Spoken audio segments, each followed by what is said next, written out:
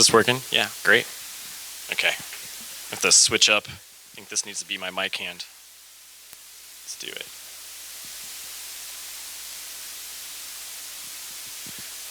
Yeah, well, good morning, everybody. How was Sublime? Was it good? Was it Sublime? That's bad. My name is Aaron Rosenmund. I did not go to Sublime. Someone told me they're coming on at 11. I was like, I'll totally show up at 9 and then like peace out after the first set. And then like, nope, that Sublime's not coming on at 9. So that didn't happen. Thanks for coming to my talk. It's collect all the data, protect all the things. Definitely stolen from dual cores, drink all the booze and hack all the things, right? Except from the blue team side where we have to be responsible, right? Oh no. Oh, did it work? Did it not work? You have to turn these on. Hold on. All right, so I work for Pluralsight as a staff author full-time. They make a bunch of e-learning content. I make security content, even though they didn't give me the benefit of having an icon. But I do work specifically on security event triage. Right now I'm working on a path on that, and there's a bunch of courses in that area that I've created and worked with others to create that talk about a lot of the same concepts that are in this presentation. Part-time, I work for the Florida Air National Guard in Defensive Cyber Operations. And because of that, last week I was on 12-hour standby orders waiting to go support the hurricane. I'm not really sure what I would do as a defensive cyber operator to support hurricane defensives because they're actually going to send me to Camp Blanding. So I wasn't going to have to do anything with computers. I was just going to sit on a cot for 3 days. But while I was looking for how to fight a hurricane, I did find this little picture of Daniel fighting the hurricane. And I decided that if I did go fight a hurricane, I would want to do it with a tiger just like him. So coming up, we're going to go over all kinds of stuff. And the point I asked about making sure the slides are available because there's a ton of information. There's like 90 slides, there's 45 minutes. I thought I was going to do it in like 30-ish minutes, so I'd leave time for questions. So I'm going to try not to go too quickly. However, don't worry about writing everything down, right? The point is I'm exposing you guys to a bunch of different things. It's all going to be open source stuff. And the idea is that if you have commercial solutions in your environment, but you aren't filling some data gap or some analysis hole with something, then you can use one of these tools to fill that gap and then integrate it into security operations. So we're going to talk about collecting security data, different types of tools to do analysis with that. And then at the end, we're going to kind of wrap that all up and talk about pulling all that data into a SIEM. And I'm not going to talk about security orchestration automation because there's plenty of vendors talking about that right now. But the idea is that we'll go through the data flow of how you would use this information to do two things. One, we're going to take all these alerts that we get, and we're going to single those alerts out into really important alerts, and those are the new important alerts, and then we're going to correlate those alerts and make it where, at the end of the day, we're kind of looking at only things that are true positives, right? So the hurricane thing, we're going to bring that back up because it just happened to me. It's important to my life, so now you guys have to listen to me talk about it. I was on 12-hour standby orders. Last year, I actually lived in Panama City Beach. It got hit by a Cat 5 hurricane, Hurricane Michael, and then I moved to Jacksonville, Florida, and it almost got hit by a hurricane. That was a Cat 5. So then I'm like, well, you know, I do a lot of pattern analysis for my work. Maybe I need to figure out if I'm exposing myself to too much risk by living in Florida. I look up NOAA's data. They have 150 years of hurricane data, and this is what that looks like on tracks threatening North America, and it basically like blanks out Florida. And I was like, well, that's probably not a great idea. But based on that, I was like, well, I know that I need to like normalize data and kind of get a better picture of what's actually going on. So I just made it like, what's my specific threat, which is kind of what we do, right? So my specific threat is 200 miles around Jacksonville, Florida, because I figure, you know, with the cone of probability, it could really go anywhere. But that still looks pretty scary. I still can't see Florida, right? And then I reduced that down. We're talking like, let's only talk about Cat 4 and 5 hurricanes. I don't know who lives in Florida or who's threatened by hurricanes very often, but the Cat 4 and 5s are the really scary ones. A Cat 3, I'm still going to hang out and just drink all day. So then you sanitize that data because some of the stuff was old, and you only get about like 6 hurricanes. That's not too bad, right? So it looked like really scary. Now it's not super scary, but I did reduce things to threats that I'm actually concerned about. And then I graphed that because that's what we do. We graph things. And it looks like there is potentially some sort of trend. And I just used my eyes. I'm not using machine learning. I'm just using my eyes to identify there's some sort of clustering on the right side there. And then just because it's like, you know, important right now in the environment, let's talk about temperatures and how they change. So this is the anomalous temperatures over time. Is there some sort of trend there? Maybe, I don't know, I'm not a scientist, right? But the idea is that there's patterns everywhere. And there's gonna be a lot of patterns in this talk. So some of the patterns we're gonna talk about is how we do security analysis. And I don't care what vendor you talk to or what product you use, But basically, all we ever do is collect things, aggregate them, and search through them, right? And we do it over and over and over and over. And so it's going to kind of be a pattern in this talk when we look at different data that we're going to collect the data, we're going to aggregate it and normalize it, and then we're going to like search through it for stuff we care about. We do something called baselining, which is really important. A lot of people talk about doing baselining with humans. We shouldn't do baselining with humans because there's too much data. We do it with computers. We identify those deviations from the baseline, and then we leverage what we call machine learning, which is really just like fancy statistics over time, right? You do outliers, you make that over a time period, and now everybody calls it machine learning. So that's cool. Security operations. So this is, 861R2 is the NIST document that talks about incident response. I'm not basing it on this. This is more talking about how your teams work together in Security Operations Center, right? You identify stuff, you respond to the stuff, you look at what the root cause was, and then you use that root cause to fortify your stuff. You're either making better detections or you're securing your network. And then the really important part, and probably the only time I get to talk about this in this talk, because we have a bunch of stuff to cover, is that you got to emulate that threat to make sure that with the fortifications that you did actually worked, right? So just remember that for your security operations teams. That's why we have so many teams in security. So MITRE. I like to use them because they support things that I think a lot, not on purpose, it's just we happen to think a lot of the same things, so it's great. I get to leverage their name. But MITRE ATT&CK, everybody likes that. They're saying that we have to collect all the data too. And they have this really cool graph. If you haven't found it, it's on their blog. And you can look at this graphic and identify every single tactic, technique, or procedure and how it ties to a data source that you need to detect it. Right, so it's pretty neat. And then I have to talk about Stuxnet, because it's a security talk and everybody has to talk about Stuxnet at least once, right? This is the only Stuxnet slide, so don't get too concerned, but I really do enjoy this piece because of the AC/DC thing. If anyone knows the reference, notionally around the third time whoever it was that attacked the Iranian centrifuge center did that, they actually played Thunderstruck over the speakers first, which is just kind of awesome. If you're that security operations guy in charge of that facility and you come into work and then you start hearing American rock music over the speakers, you're like, oh no. And then second, you're like, okay, that was pretty cool. And then third, you're prepping your resume, right? And the only other reason I bring this up is because Stuxnet, as we know, didn't come over the network. It didn't matter how many security provisions you had at the edge of your boundary looking at the network and inspecting the network, because it's a lot of times where we start, it didn't come that way. It came through a USB that someone downloaded something on and then plugged it into the wrong thing, right? So that's important. Let's keep that in mind. Because a lot of companies start with security and start with security monitoring on the network. And we're going to start with that too, but the idea is like first you get a firewall and then you get network monitoring. A lot of times you just keep focusing on your ingress egress, right? And when you do that, you're kind of like a chicken nugget. You're really crunchy on the outside, and then you have this soft, like unknown quantum realm on the inside where you don't really know what's happening. But likely the cat's dead. So if you didn't get that joke, that's fine. I just assumed we had the same crowd here that like quantum physics and like cybersecurity. It's fine. So let's start with network. What do we do? This is beyond the firewall. So we're really talking about security analysis and monitoring. So we're going to start talking about signatures. And they're not my favorite, but we got to talk about them because you got to do this first. You have a big signature list. This is all the stuff that's known. You can use Snort, you can use Suricata.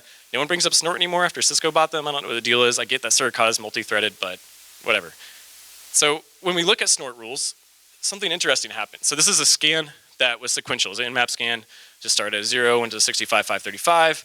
But what is peculiar is that the only thing that alerted is very specific things, and that's how security signatures work, right? And we look at that signature saying, okay, we only cared about this port and TCP connections with a SYN packet that happened 5 times in 60 seconds. It's like a super specific use case that someone else thought of as a scan. So if you do anything other than that, if you did it like 4 times, it's not getting caught, right? Same thing for this Nmap OS detection.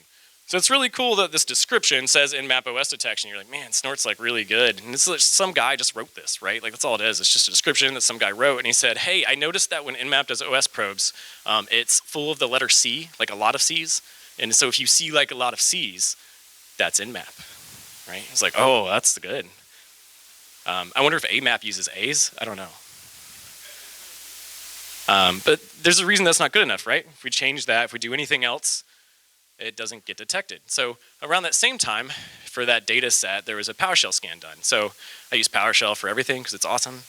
I do PowerShell scanning. It does like some unique scanning behavior, so it's kind of hard to detect, but especially internally, it's already on your box, right? So if you're already compromised and you're inside in this squishy quantum realm, you can laterally move and do lateral enumeration using PowerShell, and no one will ever find you. It's a tool that's already there. It's like a law bin, right? But what you can do is use bro. I love bro. I'm going to bring it up a bunch. You can use bro. It's Zeke now. I got it. I'm going to call it bro. When you type it in and you press enter, you have to type bro. Otherwise, it doesn't work. So it's still bro. So you can look at connections that were attempted, and you can look at that internally, and you can do kind of the same idea, so it doesn't matter if it's a SYN packet or a UDP or what it is, it's just more of a behavioral analysis of that session, right? So this is a bro script that was written custom for this, and it detects that internal scanning even from PowerShell. It doesn't care what your scanner is, it doesn't care what is inside that packet, it'll detect that. So that's something that's important, and it also, did that change? No, it's next slide, cool. So the other thing I want to talk about is interVLAN. So we're internal. Endpoints don't need to talk to endpoints, right? Or unless they do, if you have some specific use case, then great, but make that a whitelist thing, right? So you have to segment your network and you look across those segments internally, and there's only specific reasons that endpoints need to be talking to other endpoints. Great. So then we moved to Malloc. It's made by AOL, like the AOL that we used for messaging and dial-up. They like do cybersecurity now, I don't know. But Malloc is amazing. It visualizes all that session data that we're talking about. And this is the really cool part, because if you're not a security analyst, you're about to become one, I hope. We'll see. So we're looking at sessions here. That graph up there is just the count of the sessions, right? Not very interesting. But then we can kind of change the view, and now we're changing this graphical view to show us something else that we can kind of baseline with our eyes. So everybody do some mental baselining now, and we can see that, yeah, it's about 50-50 to output and input of packets in the network, right? But if we change that, and instead we look at data bytes, right? We just changed these view a few times. We've now identified an oil rig actor. This is actually actual incident response. We're pulling stuff down. Oil rig does uploads over SSL to Google Drive, right? So Google Drive looks totally legit. It's hard to find. Companies use Google Drive all the time, but they don't use it this much, right? Especially in a short period of time. So if you can see that, bump in red, you just detected oil rig actor. Good job, everybody. Well done. So that's kind of network stuff, and there's tons of ways we can expand upon that, a bunch of different use cases, but there's just some tools and ways to use that, right? Machine data. So I'm kind of definitely arbitrarily separating the different types of data types that we use, but this is the best way I could figure out how to do it. So we're talking about network stuff first, and that's all packets flying around on your network, whether it's internal to external or inside your network. And now we're going to talk about machine data. Machine data is any of the devices, but localized to that device. So this is where I'm kind of drawing the line for machine data, is we're talking about stuff on that box. So if it's a Windows box, it's the logs for the local device. If we're talking about a Linux box, it's the logs for the local Linux box. If it's a Cisco device or ESXi, or whether you're using Juniper or whatever it is, it's the logs that are local to that device that are unique to it. So you can log into it as opposed to logging into a service, and that's where we're looking at different things here, right? And so here's a great use case. I use Elastic for everything because everybody else does too, and it's free, and it's part of the open source stack that is starting to be really common in the community. And if we're looking at a web server, whether you host that in the cloud or you host it somewhere else, and you see different logins locally. So first of all, you should be using RSA keys. So if you're not, do that. But also, root shouldn't be allowed to log in over SSH. So if it is, and that's a policy that you have, a good reason to know your policies, then that's a weird anomaly. As well as if you have one account that's supposed to be gAdmin, but you see a bunch of other accounts logging in, that's also a weird anomaly, right? And then if all of a sudden this activity stops, they probably succeeded. And then what they'll do after succeeding, and this is some data you can pull out of those logs, is you can identify that they created a new user, and then they elevated that user to a pseudo privileges, right? So that's another little data point we can use. You can do the same thing with Windows logs. And here's SMB logins. That's not always like really well tracked and understood, especially the failures. In the top left, if you look at that spike, we can tell that that's like kind of weird, right? So these are just general SMB logins. And so whether it's to a shared drive or whatever it is, we're looking at that, that file share. That's where we're looking at those local logs, right? And so that SMB login is kind of normal. People maybe come to work and then it bumps in. But that spike is kind of strange. So now we're going to look deeper. And if we look in baseline again with our eyes, looking across, saying, hey, the pattern here is that there's a really small percentage of failures. That's the blue. And successes are the green, right? And I type my password in wrong all the time. And even with, if you're using like two-factor authentication, you use your PIN, that happens wrong a lot too, right? So it's okay to have failures. You have to understand that the failure is not the anomaly. The change in the ratio of failures to successes is an anomaly, especially this large of a change. Now this is really easy for us to detect. This was on purpose. We simulated this with THC Hydra. And then like the last time we were looking at malloc and we see that data exfiltration, that's cool, but I'm not always just staring at the screen. So I need something to do it for me. I call it AI. That's definitely a joke. Totally not AI. That's statistical regression analysis is what that's called. Again, it's outliers over time, right? So we're getting a baseline average over time. They're saying, oh, this is like really high outside that average. That's all it is. It's like X mean. So, but what this will do for us automatically is identify this as an anomaly, like how much of an outlier is it? And then we can use this as an alert. This is our new alert that we leverage, right? So instead of snort alerts or Suricata signatures, this is now an alert that we can use as an anomaly. And the other thing is I really, really like this type of analysis for the data. It's called, man, this is really squeaky. Sorry if this is too squeaky, guys. But anyway, I really like this type of data analysis. It's called population analysis. And so what we're doing is using that same data. We're still looking at just local log data, right? And we're saying, hey, well, these columns in here, we have like usernames and we have like audit successive failure, and then we have IPs and all that. And so it's nice that we understood that there's something weird going on, but what we really need to do is understand who's doing it. And so if we look at a population and we say, who's being weird in reference to their neighbor is essentially what we're saying. And we select a key value, and that key value is gonna be audit failures. So like who logs in like incorrectly the most in reference to their neighbor, right? And this is what it does. It caught Steve Rogers doing it, which is weird for a few reasons. Like the first reason is because it's bad that he's running THC Hydra. It's also strange because I think based on Endgame, he's like 200 years old now and he knows how to use THC Hydra. It's very odd. Thank you. So the other cool thing I want to talk about is graph theory. This is also available. We talk about network connections, and it's really easy to imagine in your mind how those nodes connect, and we can draw lines between them and talk about amount of traffic between them, that kind of stuff. You can also do that with logins in like syslog or security data on a local device. So we're now taking these columns, and what graph theory essentially says is that records that are similar will show up as linked based on their algorithm. That's as much as I know about it, right? But what ends up happening is if we say we want users and IPs and usernames and device names. That's what it is. So if we want all those things, we can get this awesome connection of users logging into boxes, logging in device names that can start to give us some more information about what's happening in our network, who's logging in where. If one person's logging into a bunch of places but they're not an admin, it's kind of strange, right? So it's kind of a cool tool to use. All right, the next part, this is my favorite part. There's a bunch of like proof of concept here, right? And this is not something we get to do a lot as Blue Team. We don't get a lot of POCs as Blue Team. There's also side channel stuff here. So all of this stuff is resource usage. It's basically anything you can get from Procmon on any device, as well as network devices have this available as well, right? So we're gonna look through all these things, and then here's one. So we're looking at RAM, and you can see that little red spike, but we can also see that at the same time that that red spike happened, that RAM was used up in full, but there's a PowerShell process that's using quite a bit of the CPU. So when we cross-reference that information, maybe that's something interesting. Maybe it's not, but it's still something we can use as an anomaly.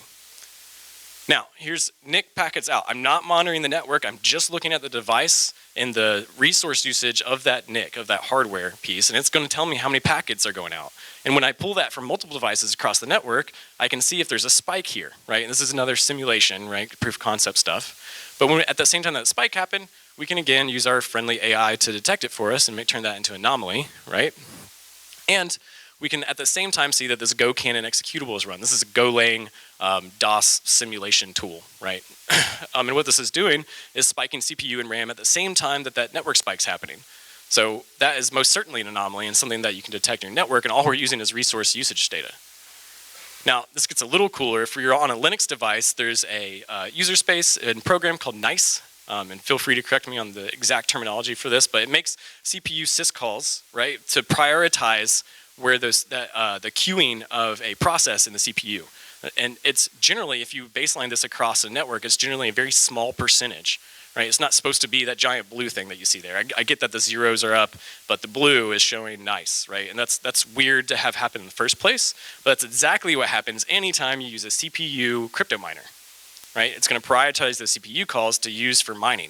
So that's cryptojacking is when you visit like a web page and someone's got some malicious code in there, and the malicious code is going to leverage through your browser the CPU to do mining, right? What's interesting about it is it runs under the browser process. So it's kind of hard to detect, but this is a 100% positive signature for that activity, right?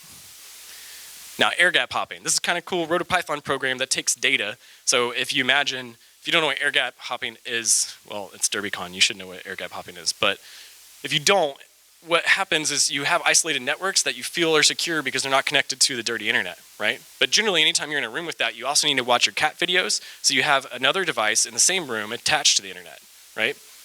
And this happens in any like secure space or any place there's like sensitive information.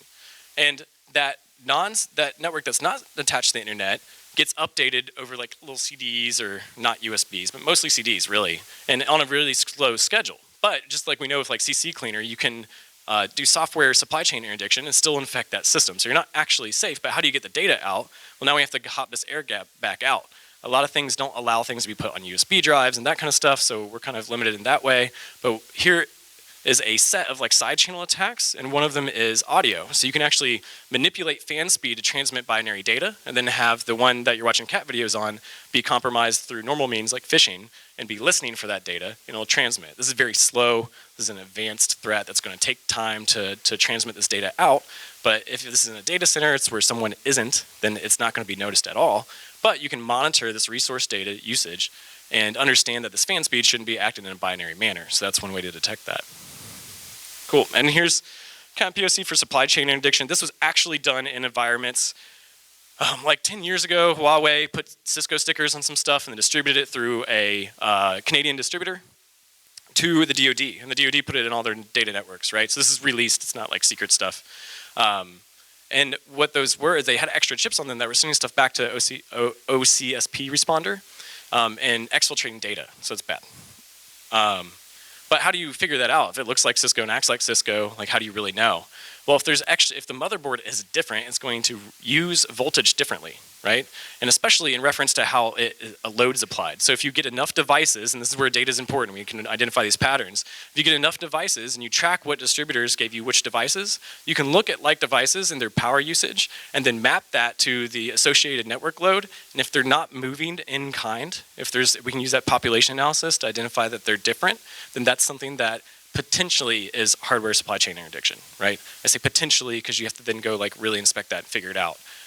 But otherwise it's really difficult to identify. Cool. So let's move on to endpoint analysis.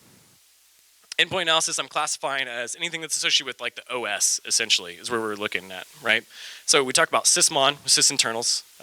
Sysmon essentially makes another log, and then logs a whole bunch of OS activity on Windows devices, and is a really good security tool and data resource for that.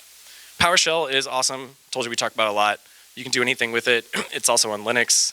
It's also on every device. So this is a part where I talk about just because you don't have software doesn't mean you can't do security, right? So there's a lot of environments where you can't necessarily just load stuff. You have to get approval to load things, but PowerShell is already there. Users can use PowerShell. You don't even have to be an admin, right? And you can do stuff like this. We'll talk about OS query later. But you can do asset detection passively, because the first thing you need to be concerned about is what stuff do you have versus what stuff's new, right? So if you're doing like super advanced security practices, but you don't know what devices are supposed to be in what subnet, or like what one device does versus another, then you're like messing up. You need to go back and you have to do asset detection, understand what is actually in your environment, and understand how that changes. Grass Marlin's a tool, it's free, it is from the NSA, yes, that NSA. But they have a whole bunch of other tools, right? Like Ghidra. Who likes Ghidra? I love Ghidra.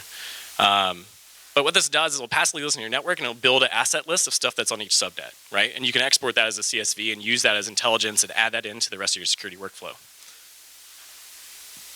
So with PowerShell, you can do all kinds of stuff. You can query a bunch of things. We talked about how we can do scans. And that same scan that was used maliciously to scan stuff internally, you can use to scan your own network to do asset detection, right? And so what this is just a simple script that's scanning for some really common ports on a specific subnet, and it's also pulling back TTL. So time to live will indicate, especially 128 within the same subnet, we're talking about Windows boxes. 64 indicates something that's probably a Unix device, right? Which is interesting because if your entire subnet's supposed to be Windows and then you identify a 64 TTL, either somebody's live booting to like Kali Linux, or you have a device like a Raspberry Pi that shouldn't be there. Like there's something interesting going on, and that's something that you can inspect, right? Another thing is like your Windows box probably shouldn't be running as an endpoint HTTP server. So if that's responding true, that's also weird. So you can identify stuff. This was ran as a user, right? So I didn't need any special privileges to be able to do this. And you can do this on any subnet that you're on. You can even map out your entire network using TTL.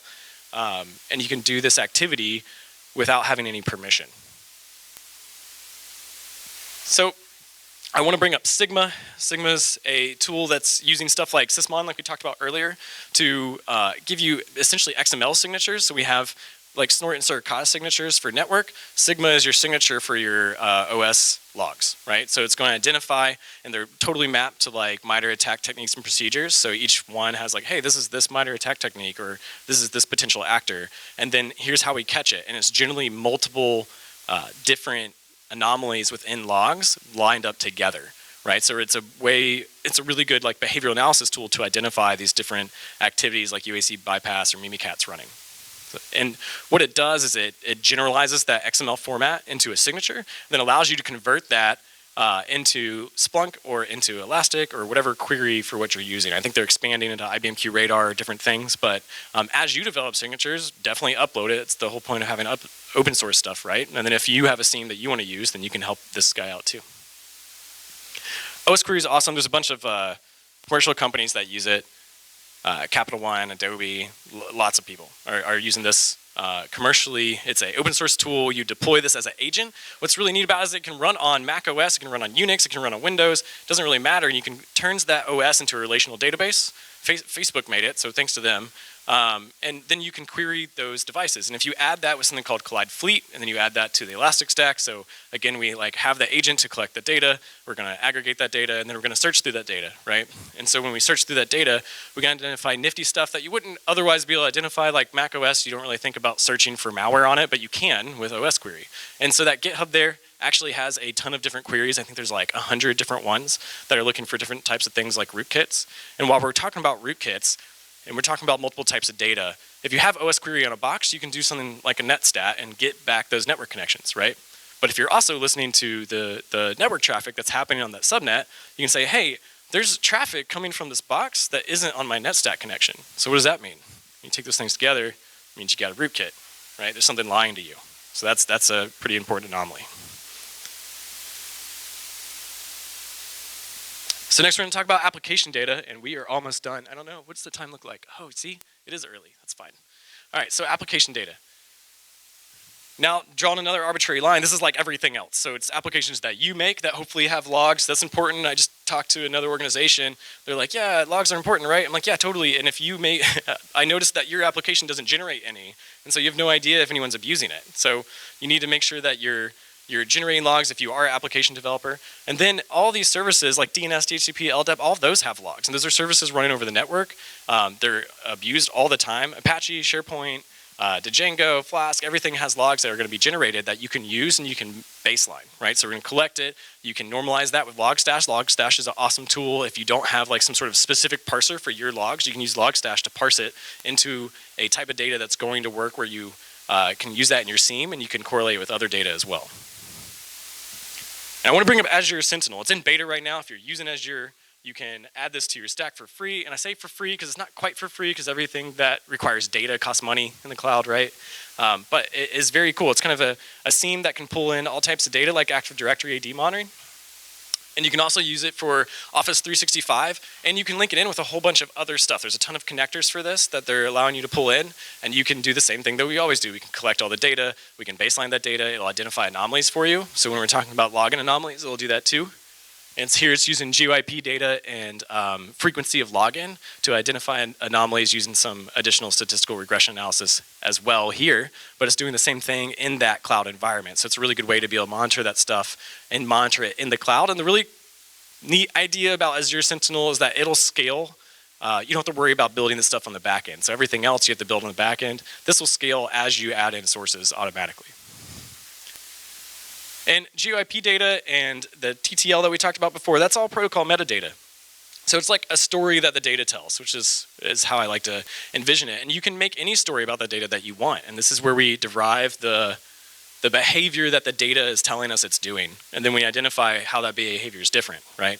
So one of my favorite ones is DNS entropy. It uses Shannon entropy. It's actually called string entropy. So it's the randomness of a string is assigned a number, right? And you can use, guess what? We're going to use bro, because bro's awesome. So we're going to use bro, and we're going to identify in DNS logs places where those strings are random. When we see those random strings like that in a subdomain, that means it's encrypted. And same thing when you're looking through like an executable, you look at the entropy of the data in that executable. You can identify places that are encrypted based on high entropy.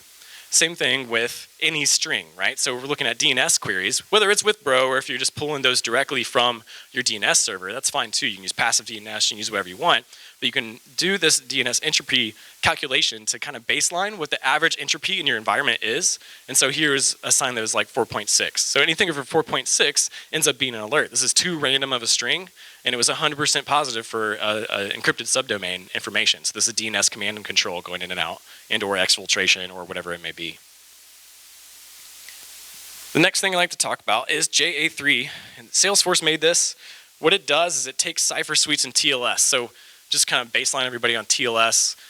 Essentially, if I want to talk to you, you have a certificate. We verify certificates are good, but then we also need to verify that we're going to use the same encryption, right? So TLS goes encrypted over the internet. So I'm going to say I have these cipher suites available because my programming says I have these libraries available, right? And these libraries will say, I have ESCDA or whatever that I can talk to you in. You're going to choose the highest encryption method that you have as well, and then we're going to decide to exchange keys over that method and communicate, right? So what this does is take all those available cipher suites from either end of the communication and creates a MD5 hash out of those strings that are kind of put together, right? And when you do that, you get application signatures based on network traffic, which is really cool. So you can't look inside that encrypted traffic, but what you can do is understand what application is making that encrypted traffic. So you don't always need to do like SSL offloading because it's expensive and hard and you have to put it in the right place. But what you can do is identify what should be on your network and whitelist that. So we look at 3 hours and kind of like a simulated smaller network of office activity. There's only like 18 different hashes, and so you can whitelist that stuff. And then also it's really important you look at the least frequent case. So just because it happened 1 time or 4 times doesn't mean it's bad, but it may be. And so you need to go understand, and maybe that's a specific application for that user, whitelist it, and then now all you have to do is like look for the next J3 hash that pops up, right? And malware, if you think about malware authors, they're not updating all of their cipher suites and their libraries very often, right? It takes work, it's hard, they're not Microsoft, they don't have a huge development team. And so they're gonna have unique signatures for this as well. So when you put it all together, guess who's at the center of it? Guess whose heart? It's you. And the point is as the analyst, you need all this stuff in one place, right? If we look at Kibana, Elastic 7.0 came out with security seam, which is really great because it's going in the perfect, correct direction. And when we look at what sources that seam can take, it's all the sources we talked about. It's endpoint data, it's NetFlow, it's Windows event logs, it's Zeek logs. They should have called it Bro because it's still Bro. It's fine. But it's everything that we need all in one place, but that's still like a lot of data. So we have to filter that data, and then we need to create out of that data. Just because it's an alert doesn't mean it's an important alert. We take the important alerts and we shove that into something I categorize as workflow management system, right? It's your workflow management for security operations. The Hive project is an open source version of that. So the Hive project will take all of those alerts that we talked about, and you can dump them into yet another bucket, right? So we're collecting data, but the data now is just alert data, and we're going to analyze that data and correlate it with atomic indicators that are similar. Then you can create tasks that go investigate that stuff, and then you can look at trends that occur in that atomic data as well as your case data, and you can manage your analyst. Everybody can have a login and work through this, and you can manage how you approach different events that you're working on that are a higher likelihood of true positive, right? And then you're generating intelligence. So the Hive project, the Cortex piece of that Hive project, can take in like 30 different types of intelligence. One of them is MISP, so it's the malware information sharing platform. And what that does is it takes intelligence and applies it to those atomic indicators that you have. And so intelligence is generated by anybody else, but it's also generated by you, right? So when you're participating with MISP, you're sharing out your intelligence and indicators that you're getting, and so is everybody else, right? And so that kind of crowdsourcing of information allows you to enrich that data. And then the really cool part about threat intelligence data is that if you have one atomic indicator, maybe you're not alerting on the rest of what's happening, but someone else might have seen that. So what you can get is other indicators that may be connected that you can now go look for.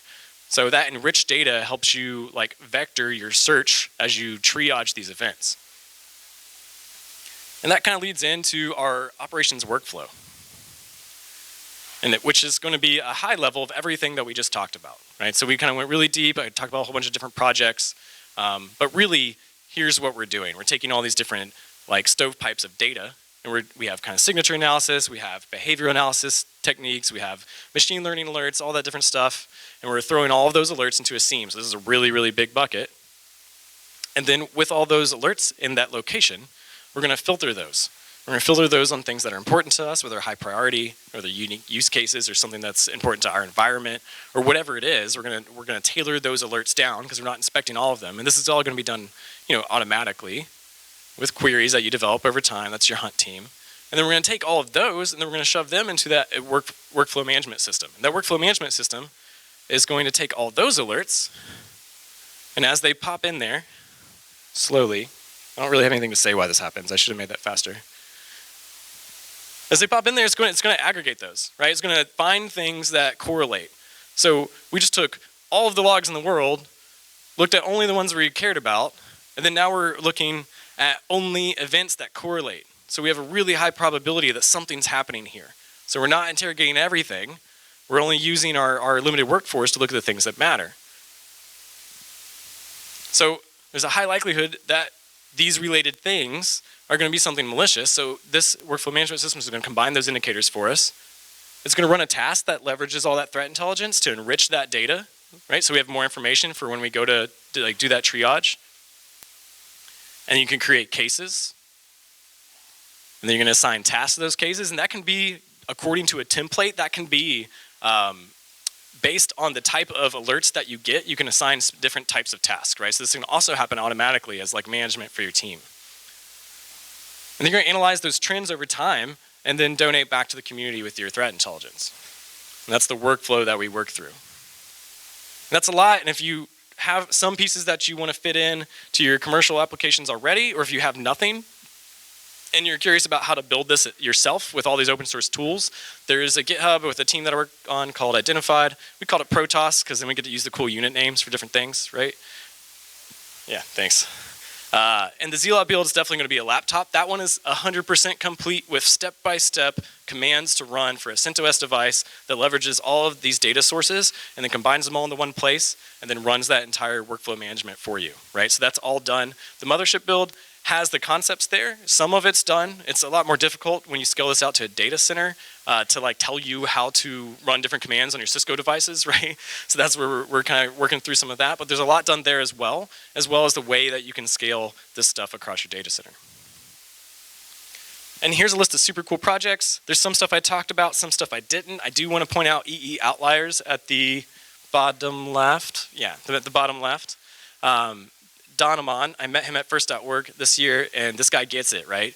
If you go to that project, he's looking at outliers, and he doesn't say machine learning once, right? So I really like that, because it's not. He's just looking at outliers in any type of data set, and it's really, really effective. This sits over the top of Elastic. So again, we can pull any type of data, shove that into Elastic backend, run EE Outliers over the top of it, and it'll identify those statistical outliers, those least frequent cases, which is, if you've used like Elastic's query language, it's kind of difficult to get to the least frequent. It's not like an easy query to do all the time, but this will help you do that as well.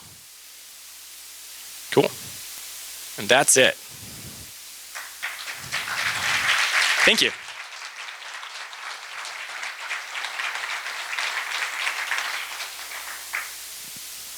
Questions?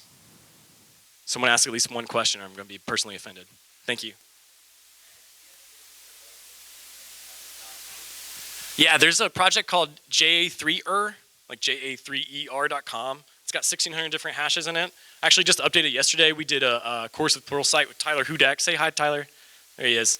We did a course with him yesterday, and we identified a new JA3 hash for a TrickBot client that was updated 2 weeks ago and donated it to that. So that's a really good way of doing that. But also just monitor your network.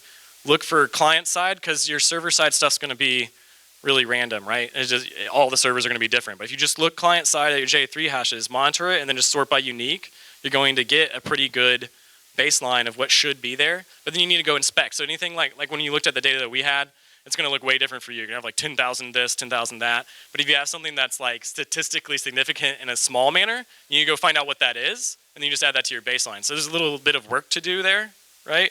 But as you do that, mainly looking at the smaller cases, you can develop that whitelist. Yeah, cool. Anybody else? Yep.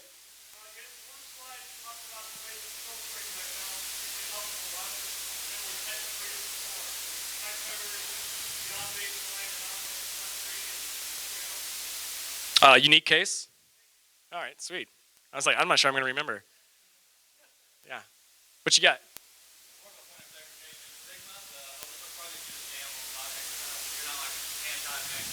Thank you. Yeah, I'm not really sure. I'm not like a developer.